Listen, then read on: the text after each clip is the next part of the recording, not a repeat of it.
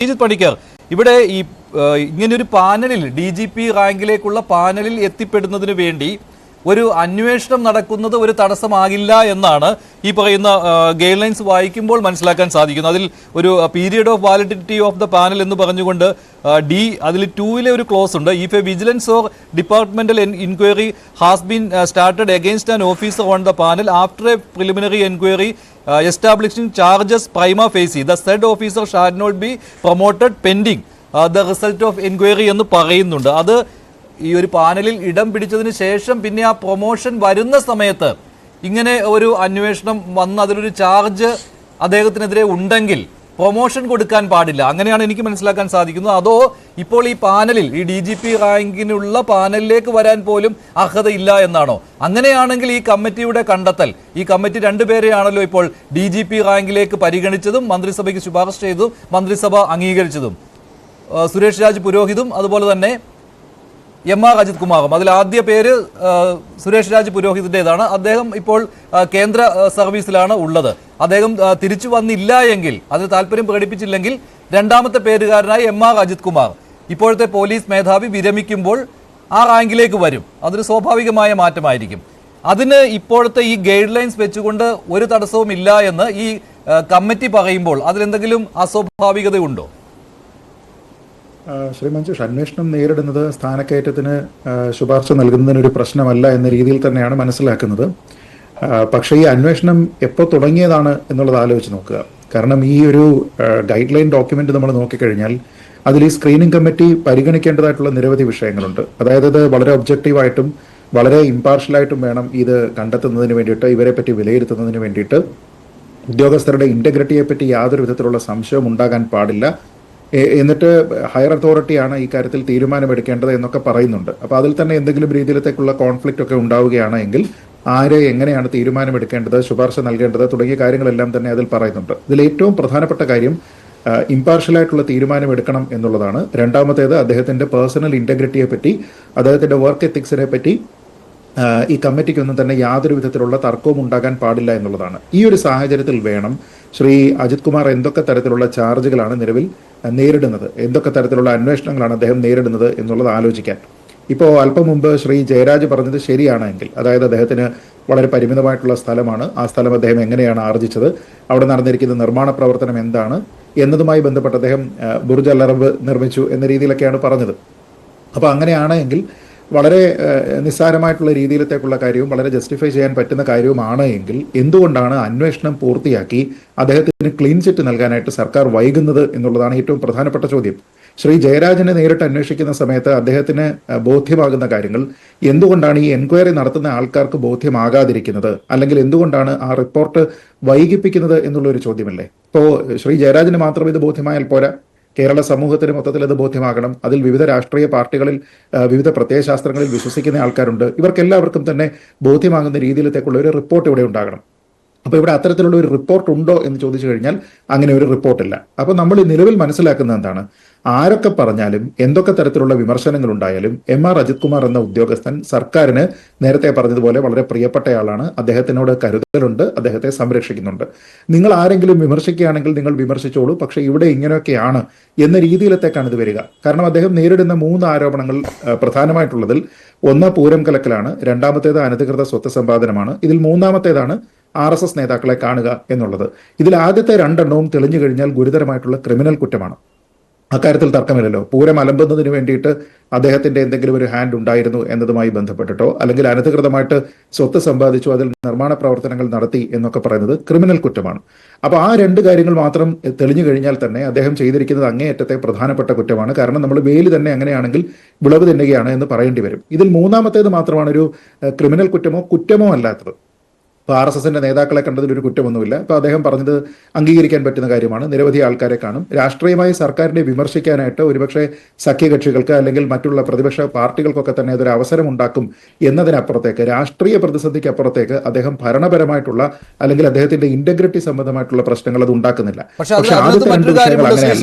അതിൽ മുഖ്യമന്ത്രി നൽകിയ വിശദീകരണം ഔദ്യോഗിക കൃത്യനിർവഹണത്തിന് തടസ്സമാകുന്ന രീതിയിലാണോ ഈ കൂടിക്കാഴ്ച എന്നുള്ള കാര്യം ഈ അന്വേഷണ പരിധിയിൽ ഉണ്ട് എന്നാണ്. പക്ഷേ ആ അന്വേഷണം അന്വേഷണത്തിന്റെ പരിധിയിലുണ്ട് എന്ന് പറയുമ്പോൾ ആ അന്വേഷണം എവിടെ വരെയായി എന്ന് ചോദിച്ചാൽ ഉത്തരമില്ല. എത്ര ആളായി സെപ്റ്റംബറിൽ അന്വേഷണം തുടങ്ങിയതാണ്, ഇതുവരെ അതിന്റെ ഒരു റിപ്പോർട്ടും വന്നിട്ടില്ല. അപ്പോൾ ഔദ്യോഗിക കൃത്യനിർവഹണത്തെ തടസ്സപ്പെടുത്തുന്ന രീതിയിലാണോ ആ സന്ദർശനം എന്ന് പൊതുസമൂഹത്തിന് അറിയാൻ പറ്റുകയില്ല ഇപ്പോഴും. പിന്നെ മറ്റൊരു കാര്യമുണ്ട്, ഈ കോൺഫിഡൻഷ്യൽ റിപ്പോർട്ടുകൾ ഇതിൽ അതിപ്രധാനമാണ് ഈ പ്രൊമോഷന്റെ കാര്യത്തിൽ. അതിൽ DGP ഈ ADGPയെ വിശ്വസിക്കുന്നയാളായിരുന്നു. അല്ല, നോക്കൂ, ഇതിൽ വളരെ രസകരമായിട്ടുള്ള ഒന്ന് രണ്ട് കാര്യങ്ങളുണ്ട്. അതായത് ഇതിന്റെ എൻഡ് എന്താണ്, ഈ സിനിമയുടെ ക്ലൈമാക്സ് എന്താണ് എന്നതുമായി ബന്ധപ്പെട്ടിട്ടാണല്ലോ സർക്കാർ ഇപ്പോൾ കുറെ തീരുമാനമെടുക്കുന്നത്. അപ്പോൾ ADGP അജിത് കുമാറിനെതിരായിട്ടുള്ള അന്വേഷണം എങ്ങനെയാണ് പുരോഗമിക്കുക എന്നോ അതിൽ അവസാനമായിട്ട് എന്ത് തരത്തിലുള്ള റിപ്പോർട്ടാണ് വരുന്നത് എന്നത് നമ്മൾ ക്ലൈമാക്സിൽ കാണേണ്ടതാണ്. പക്ഷെ ആ ക്ലൈമാക്സിന്റെ സ്ക്രീനിങ് കഴിഞ്ഞ് ഈ സിനിമ മുഴുവൻ കണ്ടതിന് ശേഷം ഒരു അഭിപ്രായം പറയുന്നത് പോലെയാണ് ഇപ്പോൾ സർക്കാർ അജിത് കുമാറുമായി ബന്ധപ്പെട്ട കാര്യങ്ങളിലെല്ലാം തീരുമാനമെടുക്കുന്നത്. ക്ലീൻ ചിറ്റ് കിട്ടുന്ന ഒരു ഉദ്യോഗസ്ഥന് മാത്രം പ്രാപ്തമാകുന്ന രീതിയിലത്തേക്കുള്ള കുറെ അധികം സൗകര്യങ്ങൾ അദ്ദേഹത്തിന് നൽകുന്നതിന് സർക്കാരിന് യാതൊരു വിധത്തിലുള്ള ബുദ്ധിമുട്ടുമില്ല. മറ്റു പല ഉദ്യോഗസ്ഥരുണ്ട്. നമ്മുടെ ഈ IAS IPS തലത്തിലുള്ള ഉദ്യോഗസ്ഥരെ നോക്കിക്കഴിഞ്ഞാൽ സർക്കാരിന് ഏതെങ്കിലും ഒരു കാര്യത്തിൽ അനഭിമതരായിട്ടുള്ള നിരവധി ആൾക്കാർക്ക് അവരർഹിക്കുന്ന പ്രൊമോഷൻ തടഞ്ഞു വെച്ചുകൊണ്ട് തന്നെ അവരെ നിലവിലുള്ള പോസ്റ്റുകളിൽ നിർത്തുന്നതിന് വേണ്ടിയിട്ട് പലപ്പോഴും തയ്യാറായിട്ടുണ്ട്. ഇപ്പോൾ ഏറ്റവും നല്ലൊരു ഉദാഹരണം IAS-ലുള്ള N പ്രശാന്താണ്. അദ്ദേഹം സെക്രട്ടറി ആയിട്ട് അങ്ങനെയാണെങ്കിൽ ഡ്യൂ ഫോർ പ്രൊമോഷനാണ്. പക്ഷെ അദ്ദേഹത്തെ സ്പെഷ്യൽ സെക്രട്ടറി ആയിട്ട് 2 വർഷത്തിലധികമായിട്ട് അവിടെ നിർത്തിയിരിക്കുകയാണ്. ഇവിടെ IPS-കാരനായിട്ടുള്ള അജിത് കുമാറിനെതിരെ അദ്ദേഹത്തിനെതിരെയുള്ള അന്വേഷണത്തിന്റെ വേഗം വളരെ കുറവാണ്. അന്വേഷണം എന്തായി എന്ന് നമുക്കറിയില്ല. അദ്ദേഹത്തിന് ഒരു മെമ്മോ ഇഷ്യൂ ചെയ്തിട്ടുണ്ടോ എന്ന് നമുക്കറിയില്ല. അദ്ദേഹത്തിനെതിരെ ഏതെങ്കിലും രീതിയിലേക്കുള്ള നടപടികൾ സ്വീകരിച്ചതായിട്ട് നമുക്കറിയില്ല. അന്വേഷണം നേരിടുന്നത് സ്ഥാനക്കയറ്റത്തിന് ഒരു തടസ്സമല്ല എന്നുള്ള ഒരു വാദം മാത്രമാണ് ഇവിടെ ഉള്ളത്. അപ്പൊ അന്വേഷണത്തിന്റെ പുരോഗതി എന്താണ് എന്നതിനെ പറ്റി നമുക്കറിയില്ല. അപ്പൊ അതുകൊണ്ടാണ് ഞാൻ പറഞ്ഞത്, ക്ലൈമാക്സിൽ ഒരുപക്ഷെ അദ്ദേഹത്തിന് ക്ലീൻ ചിറ്റ് കിട്ടിയേക്കാം. അങ്ങനെയാണെങ്കിൽ സ്വാഭാവികമായിട്ടും അദ്ദേഹത്തിന് അർഹതപ്പെട്ട പ്രൊമോഷൻ നൽകുന്നതിന് സർക്കാരിന് ബുദ്ധിമുട്ടില്ല എന്ന രീതിയിൽ മാത്രമേ മനസ്സിലാക്കാൻ കഴിയുകയുള്ളൂ. ഞാൻ പറയുന്നത് ഒരൊറ്റ കാര്യമാണ്, കേരളത്തിന്റെ പൊതുസമൂഹം ഈ കാര്യങ്ങളെല്ലാം തന്നെ ചർച്ച ചെയ്തുകൊണ്ടിരിക്കുന്നതാണ്. പ്രത്യേകിച്ച് CPM-ന്റെ അവരുടെ കൂട്ടുത്തരവാദിത്തം എന്ന രീതിയിൽ അവരുടെ മുന്നണിയിലുള്ള പല പാർട്ടികളും തന്നെ ഈ വിഷയത്തിൽ എതിരഭിപ്രായം പറഞ്ഞതാണ്.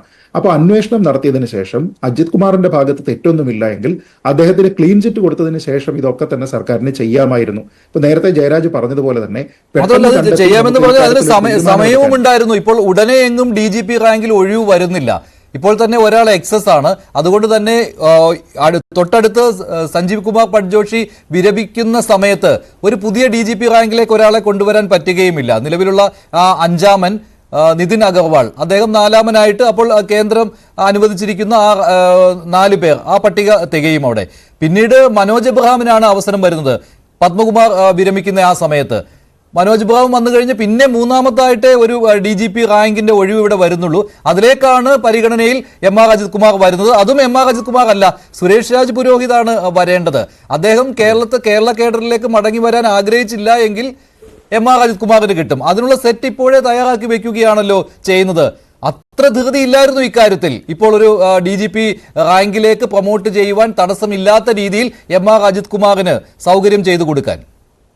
നമ്മളൊന്ന് ആലോചിച്ച് നോക്കൂ, അദ്ദേഹത്തിന്റെ ഇന്റഗ്രിറ്റിയെ പറ്റി അല്ലെങ്കിൽ അദ്ദേഹവുമായി ബന്ധപ്പെട്ട ഒരു പ്രൊമോഷൻ കൺസിഡർ ചെയ്യുന്ന സമയത്തുള്ള കോൺഫിഡൻഷ്യൽ റിപ്പോർട്ടുകളെ പറ്റിയൊക്കെ പറയുന്ന സമയത്ത് DGP തന്നെ ഇദ്ദേഹത്തിനെതിരെ ഒരു റിപ്പോർട്ട് നൽകിയിരുന്നു എന്നത് നമ്മൾ കണ്ടതാണ്. അപ്പോൾ അങ്ങനെ ആരോപണ വിധേയനായി നിൽക്കുന്ന വിഷയത്തിൽ DGP ഒരു റിപ്പോർട്ട് നൽകുന്നു.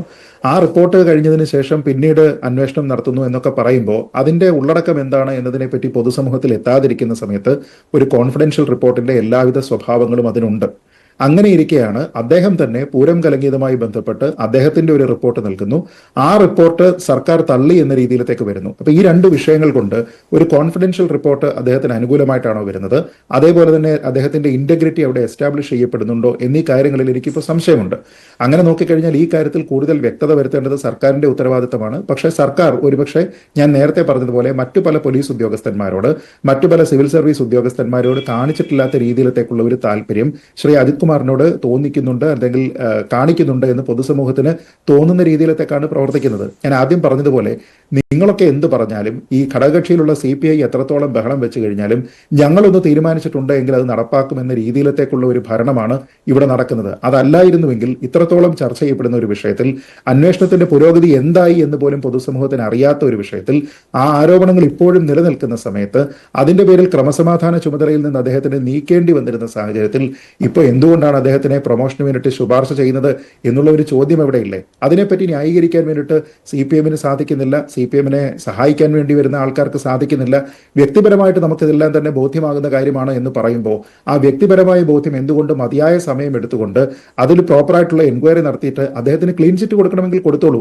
പക്ഷേ ആ ക്ലീൻ ചിറ്റ് കൊടുത്തുകൊണ്ടുള്ള ഒരു റിപ്പോർട്ട് പൊതുമധ്യത്തിലേക്ക് വെക്കുന്നതിന് വേണ്ടിയിട്ട് സർക്കാരിന് മതിയായ സമയമുണ്ടായിട്ടും അതിന് ശ്രമിക്കാതെ ഒരു ഭാഗത്ത് എല്ലാ കാര്യവും അദ്ദേഹത്തിന് അനുകൂലമായിട്ട് തന്നെ വന്നുകൊണ്ടിരിക്കുന്നു എന്നുള്ള ഒരു സ്ഥിതിവിശേഷം ഉണ്ടാക്കുന്നത് എന്തിനാണ് എന്നുള്ളതാണ്. ശരിയാണ്, അത് ആ ഒരു സന്ദേശവും കൊടുക്കുകയാണ്.